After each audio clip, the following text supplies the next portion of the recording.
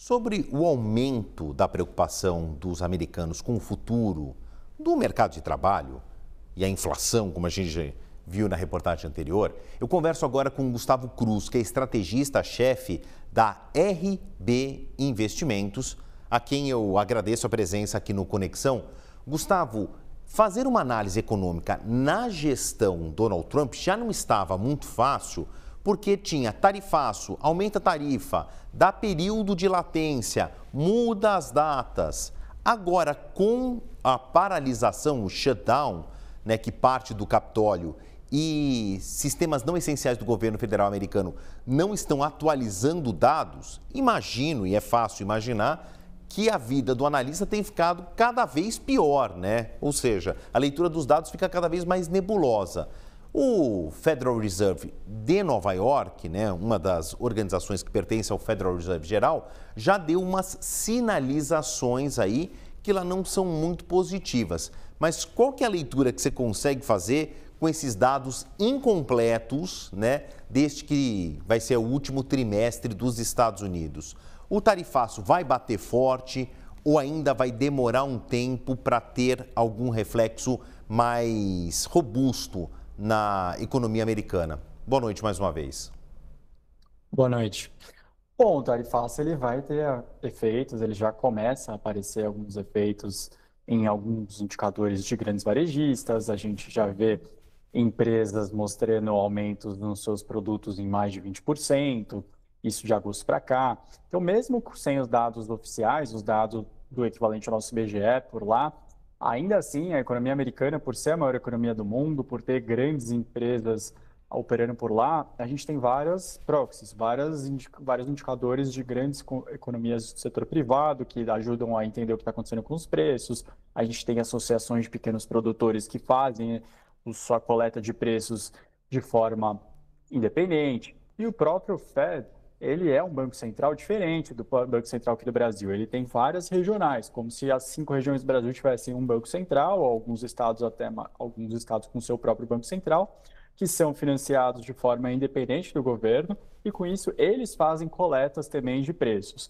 Então, por mais que você não tenha o principal dado, o dado referência, tanto para a inflação quanto para o mercado de trabalho e outros itens, você ainda assim consegue ter regionalmente o que está acontecendo dentro dos Estados Unidos e olhando para dados privados, você consegue ter uma percepção.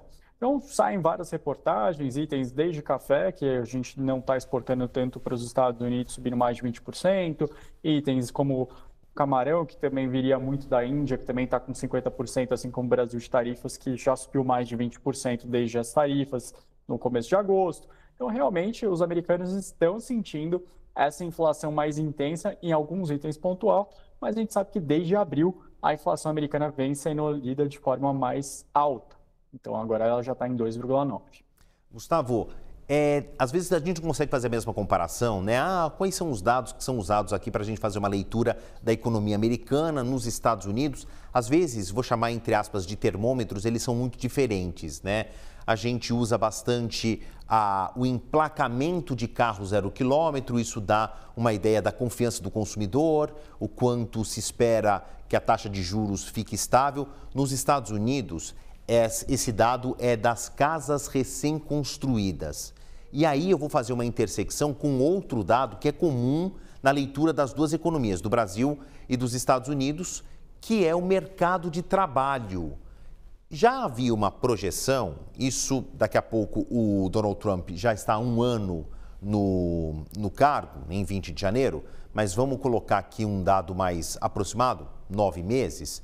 Lá no começo se esperava uma sensação na economia com um mercado de trabalho mais escasso, com a retirada de muitos trabalhadores informais, com os imigrantes que não estavam 100% legalizados, que isso viesse bater na construção civil, na agricultura.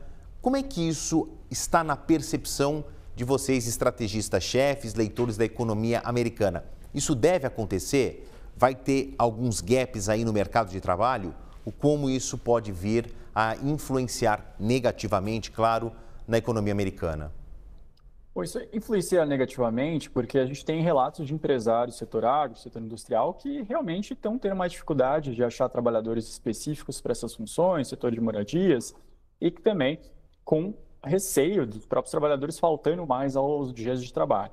Agora, em relação à comparação com o Brasil, é até um pouco mais intensa, porque no mercado de trabalho americano, eles têm uma relação de trabalho muito mais flexível do que aqui no Brasil. Você tem o part-time, que é aquele trabalhador temporário, o trabalhador que faz vários projetos, está em várias empresas ao mesmo tempo, vai encaixando na sua semana como que ele vai fazer o trabalho para diversas empresas que ele está trabalhando, ou ele vai mais para o projeto, enquanto aqui no Brasil a gente tem um sistema um pouco mais enrijecido com o CLT ou mesmo com a PJ, mas que você está mais linkado em uma empresa de forma mais contínua, com uma determinada quantidade de horas por semana ou por mês. Então, isso acaba fazendo com que a economia americana ela mostre de forma mais rápida se você tem um problema no mercado de trabalho.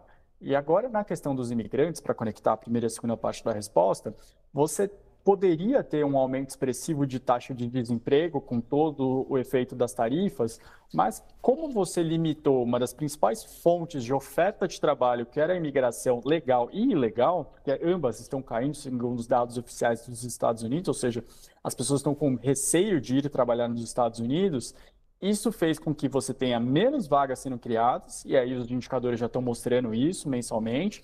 Elas estavam criando perto de 200 mil vagas, 150 mil vagas, agora se chegam a 70 mil vagas por mês, já é um número positivo, então bem menor, mas com menos pessoas disponíveis para trabalhar. Então, por isso, a taxa de desemprego ela não sobe tanto. Lembrando que sempre você precisa estar procurando emprego para entrar como desempregado, seja no Brasil, seja nos Estados Unidos. Então, diante disso, a taxa não cresceu tanto assim.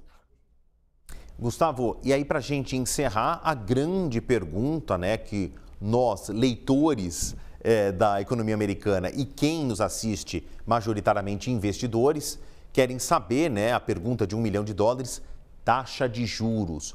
Ora, o Jeremy Powell, que virou um dos grandes alvos do Donald Trump, sinaliza, pode ter mais cortes.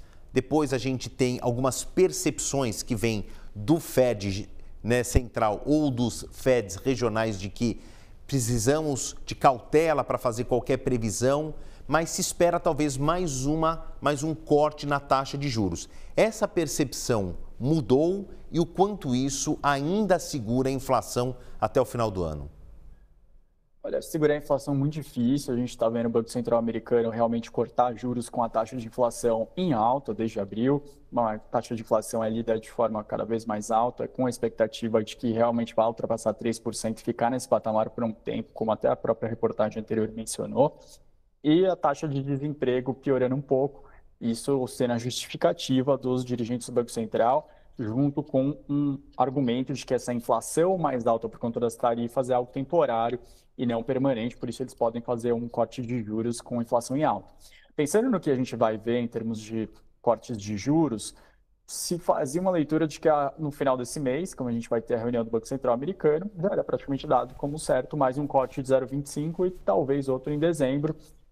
Pode ser que com a falta de dados, os dirigentes do Banco Central argumentem que eles preferem esperar, que eles não têm urgência em fazer o corte. Para o Brasil isso é importante, para o mundo de investimentos, porque a cada 0,25% de juros a menos nos Estados Unidos, a gente tem um fluxo saindo de renda fixa americana para a renda variável no mundo de 30 bilhões de dólares. Nem tudo isso fica só nos Estados Unidos, cerca de metade fica por lá. Uma parcela de cerca de 10 bilhões de dólares vai para mercados emergentes como um todo. Ou seja, uma parcela desses 10 bilhões de dólares acaba pingando no Brasil, trazendo um benefício de mais busca por ativos de risco aqui no Brasil, trazendo mais dólares para o Brasil, ajudando a valorizar um pouco mais a nossa moeda. Então, diante disso, por mais que o brasileiro às vezes sinta que não tem nada a ver com o que está acontecendo nos Estados Unidos, no mercado de trabalho, inflação por lá, mas faz diferença assim no dia a dia. Então, por enquanto, parece que os dirigentes ainda vão se apoiar que a situação ainda permite mais cortes de juros. Mas é claro que com esse tema tão incerto como o shutdown, pode ser que eles argumentem que precisam esperar um pouquinho mais. Gustavo, a gente tem um mundo hoje muito diferente daquele da Guerra Fria, né? Não é assim polarizado entre americanos e soviéticos. Os chineses têm um grau de impacto muito grande. Estou falando isso porque lá atrás, quando eu estudava as relações internacionais, tinha uma máxima, né, de quando os Estados Unidos sentiam uma gripe, o resto do mundo tinha os efeitos de uma pneumonia. Ainda assim, né, o que acontece nos Estados Unidos tem enormes reflexos no resto do mundo, embora tenhamos outros players importantes, União Europeia e China.